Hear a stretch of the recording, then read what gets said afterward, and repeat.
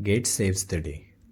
As we all know, the Inflation Reduction Act has been passed in the US Senate, which is a boon facilitating a $437 billion behemoth of healthcare, energy, and climate initiatives, which is also the largest US climate bill ever, which targets almost 4 billion emissions and tax reductions on energy efficient devices such as electric cars, solar panels, etc.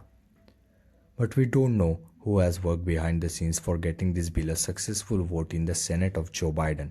It was Bill Gates and Joe Manchin. How money and authority help. As we all know, Bill Gates has been actively involved in climate change talks and ways to save the world from various harms. Well, he played an important role in this part too. He played his cards well with the Senate Majority Leader Chuck Schumer and Joe Manchin. He was responsible for giving the pep talk to these leaders and businessmen to make the efforts for clean energy transitions.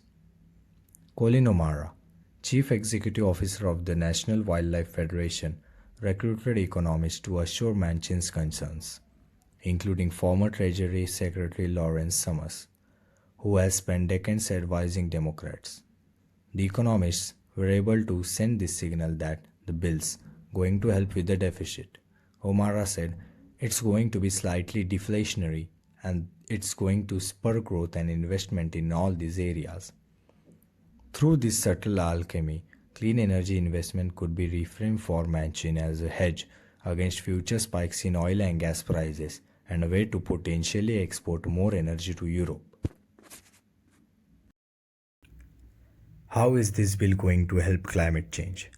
The emissions reductions that will result from this law will be roughly the same as eliminating the annual planet warming pollution of France and Germany combined, or about 2.5% of the total global greenhouse gas output, according to researchers who specialize in climate modeling. It might be just enough to revive the virtually left for dead goal of limiting warming to 1.5 degrees Celsius, and enshrined in the Paris Agreement.